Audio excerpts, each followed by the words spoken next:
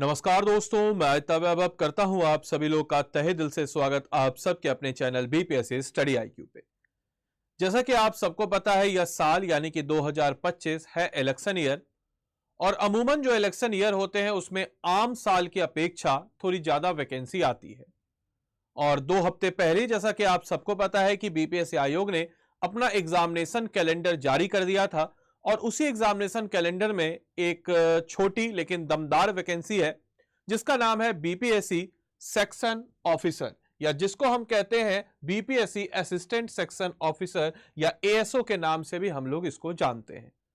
जिसकी बात अगर हम करें तो जिसको हम लोग सहायक प्रशाखा पदाधिकारी के नाम से भी जानते हैं। आज के इस वीडियो में हम लोग जानने वाले हैं इस वैकेंसी से जुड़े हुए क्वालिफिकेशंस को, इस वैकेंसी से जुड़े हुए एज क्राइटेरिया को, इससे जुड़े हुए सिलेबस को, और क्या होगा एग्जाम का पैटर्न। ऐसे तमाम तरह के पहलुओं को आज के इस सेक्शन में हम लोग जानने वाले हैं। सबसे पहले अगर हम बात करते हैं बीपीएससी असिस्टेंट सेक्शन ऑफिसर के बारे में, तो आपने अगर एग्जामिनेशन कैलेंडर को देखा होगा तो एग्जामिनेशन कैलेंडर के कॉलम नंबर 12 में आपको नजर आया होगा असिस्टेंट सेक्शन ऑफिसर। इस बार इसकी सीट है 41। आपको ये सीट देख करके लग रहा होगा कि बहुत कम है, बट ये सेक्शन ऑफिसर ये हर चीज का होता है। हाई कोर्ट का भी आता है, सचिवालय का भी आता है और बीपीएससी का भी आता है। तो यह बेसिकली आपको पटना में रह करके, जैसे आयोग है तो वहीं पर रह के आपको काम करना है। तो इसकी सीट्स इतनी ही आती है, इसमें ज्यादा बम्पर वैकेंसी सब टाइप की चीजें यहाँ पे नहीं होती है। 41 सीट्स रिक्वायरमेंट के हिसाब से। लास्ट टाइम इसकी वैकेंसी आई थी 2022 में, और 2022 में इसकी सीट लगभग थी 44। तो वही 44 41 3 सीट कम है, बट हाँ ठीक है, मोर और लेस हम कह सकते हैं एक ही टाइप की वैकेंसी है और आई थी। तो इस बार जिसको हम कहते हैं सहायक प्रशाखा पदाधिकारी की, और एक मस्त चीज इसके बारे में रिलेटेड यह है कि आयोग ने ऑलरेडी बोल दिया है कि एग्जामिनेशन डेट इसका 13/7/2025 को, यानी कि 13 जुलाई को इसका प्रीलिम्स एग्जाम हो जाएगा। और इसकी मेंस की खास बात आपको बताते चले, इसका प्रीलिम्स एमसीक्यू फॉर्म में होता है और मेंस भी इसका एमसीक्यू फॉर्म में होगा विथ नो इंटरव्यू, डायरेक्ट आपका सिलेक्शन हो जाएगा। तो चलिए आइए जानते हैं हम लोग कि भाई क्या इसका सिलेबस है। और लास्ट ईयर का मैं कटअप भी आपको बताऊंगा, 2022 में जो परीक्षा हुई थी प्रीलिम्स मेंस दोनों का। तो चलिए दोस्तों जानते हैं। सबसे पहले अगर हम बात करते हैं एग्जामिनेशन डेट की, तो एग्जामिनेशन डेट इसका आयोग ने फिक्स कर दिया है कि 13 जुलाई 2025 को इसका होगा एग्जामिनेशन डेट। साथ ही साथ नोटिफिकेशन की बात करें तो एग्जामिनेशन डेट जब 13 जुलाई को है तो ऑब्वियस सी बात है नोटिफिकेशन आपको लेट अप्रैल या फिर स्टार्टिंग मई के आसपास जो है आपके समक्ष आपको देखने को नजर आ जाएगी। अब आइए हम लोग बात करते हैं इससे जुड़े हुए नियमावली या नोटिफिकेशन की। तो ये लास्ट ईयर का आप देख सकते हैं, मैं इसको थोड़ा जूम इन कर देता हूं या मैं आपको बता देता हूं ऐसे ही कि लास्ट ईयर जो 2022 में परीक्षा हुई थी तो उस समय जो नियमावली थी वो ऑब्वियस सी बात है इस बार भी वही होगी नियमावली। इस नियमावली जैसा कि आप देख सकते हैं एडवर्टाइजमेंट नंबर 6/2022 था। ठीक है, मैं इसको थोड़ा सा जूम इन कर देता हूं ताकि आप इसको अच्छे से देख पाए, समझ पाए, बुझ पाए। तो अगर आप देखिएगा यहाँ पर, अगर आप यहाँ पे आप देखते हैं तो ऑब्वियस सी बात है कि आप यहाँ पे देखिएगा तो यहाँ पे आप देखिए विज्ञापन संख्या, अगर आप देखें 6/2022 में बिहार लोक सेवा आयोग ने किया था। इसके तहत जो है जारी किया गया था 44 वैकेंसी को, और लेवल 7 का जॉब है, आप देख सकते हैं लेवल 7 का यह जॉब है। और इससे अलावा अगर हम लोग बात करते हैं इससे रिलेटेड कुछ इंपॉर्टेंट बात जो आपके एग्जाम या इस वैकेंसी से रिलेटेड है, चयन प्रक्रिया इसकी क्या होगी। तो चयन प्रक्रिया के बारे में आपको बताते चले कि चयन प्रक्रिया जो इसकी होगी वह चयन प्रक्रिया इसकी सिंपल सी बात है, किससे रिलेटेड होगी चयन प्रक्रिया, तो 2 चरणों में होगी, यानी कि प्रीलिम्स और मेंस में होगा। अब प्रीलिम्स और मेंस में होना के बारे में बात करें, यानी कि प्रीलिम्स होगा और मेंस होगा। और इसके सिलेबस की भी बात अगर हम कर लें तो वही बीएसएससी वाला सिलेबस इसका होगा, यानी कि 150 नंबर का आपका प्रीलिम्स होगा। 150 नंबर में से 50 नंबर आपका रीजनिंग हो जाएगा, 25 नंबर आपका मैथ्स हो जाएगा, 25 नंबर आपका साइंस हो जाएगा, और 50 नंबर जीके जीएस के समक्ष हो जाते हैं और करंट अफेयर्स इंक्लूडेड। तो टोटल 150 नंबर का आपका पेपर होता है। याद रखिएगा उस समय जो है 1 नंबर मिलता था और निगेटिव मार्किंग नहीं हुआ करता था, और पेपर करने के लिए आपको 2 घंटा 15 मिनट का समय दिया जाएगा। लेकिन आज के समय आयोग ने निगेटिव मार्किंग को एड ऑन कर दिया गया है। तो इस चीज को, या मैं कटअप जो आपको दिखाऊंगा आगे उसको देख के घबराइएगा मत कि सर इतना कटअप कैसे आ गया, क्योंकि मैं आपको क्लियर कट बता देता हूं उस समय निगेटिव मार्किंग नहीं हुआ करती थी, आज निगेटिव मार्किंग है। तो ऑब्वियस सी बात है निगेटिव मार्किंग के इंट्रोडक्शन से आप बीपीएससी सिविल सर्विस एग्जाम में भी देख सकते हैं कैसे कटअप नीचे गिरा है। जो कटअप पहले 112 116 जाता था वो कटअप जो है 90 91 पर सामान्य वर्ग का आ जाता है। तो कटअप गिरेगा इस बार, इस चीज के बारे में आपको ज्यादा टेंशन लेने की जरूरत नहीं है। प्रीलिम्स पेपर आपका होगा, प्रीलिम्स पेपर में ये होगा, इसके हिसाब से आपका कट ऑफ बनेगा। मेंस पेपर में भी यही पैटर्न होगा, सिर्फ उसमें ऐड ऑन किया जाएगा हिंदी। हिंदी में आपको मार्क्स जो है, हिंदी के मार्क्स आपके ऐड ऑन नहीं होंगे, दैट वाज जस्ट क्वालिफाइंग, वो सिर्फ और सिर्फ क्वालिफाइंग मार्क्स होते हैं।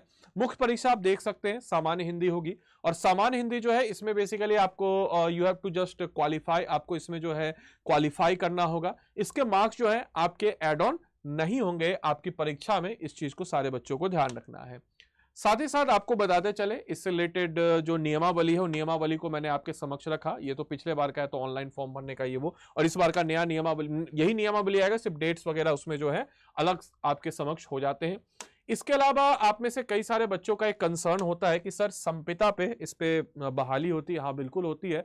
तो संविदा पे जो बहाली होती है, और आप सबको बताते चले कि भाई संविदा पे बहाली पे अगर आपको 1 साल का एक्सपीरियंस है तो आपको 5 मार्क्स और मैक्सिमम 25 मार्क्स एक्स्ट्रा आपको मिल जाते हैं 5 साल का, इससे ज्यादा नहीं मिलता है। तो मैं आपको पिछले बार का भी पूरा क्राइटेरिया बताऊंगा कि कितने बच्चे भरे थे, कितने बच्चों का सिलेक्शन हुआ, और वे संविदा से कितने बच्चों का सिलेक्शन हुआ था। सबसे पहले मैं अगर प्रीलिम्स के कट ऑफ की बात करता हूं, तो आप देख सकते हैं लास्ट ईयर जो मतलब 2022 में जो परीक्षा हुई थी, उसमें प्रीलिम्स का कट ऑफ गया था 150 में 124। अब देख के इसको घबराइएगा मत कि सर इतना कट ऑफ है, हम कैसे तैयारी करें, क्यों करें तैयारी। तो मैं आपको क्लियर कट इस चीज को बता देता हूं कि कट ऑफ जो है आप देख रहे हैं, ये जो कट ऑफ है, निगेटिव मार्किंग उस समय नहीं हुआ करता था, आज के डेट में निगेटिव मार्किंग है। तो निगेटिव मार्किंग के इंट्रोडक्शन से कट ऑफ ऑब्वियस सी बात है कम जाएगा, और कट ऑफ जो है मोटा मोटी मान के चले कि 100 से 105, इससे ज्यादा कट ऑफ नहीं जाना है। बोलेगा सर 100 105 ये बहुत ज्यादा कट ऑफ है। मेरे भाई जीके जीएस नहीं है, इसमें मैथ्स भी है, रीजनिंग भी है। मैथ्स रीजनिंग का अपना एक एडवांटेज होता है, अगर आपको आता है तो आप उसमें 100% स्कोर कर सकते हैं। 50 में 50 आप ला सकते हैं रीजनिंग में,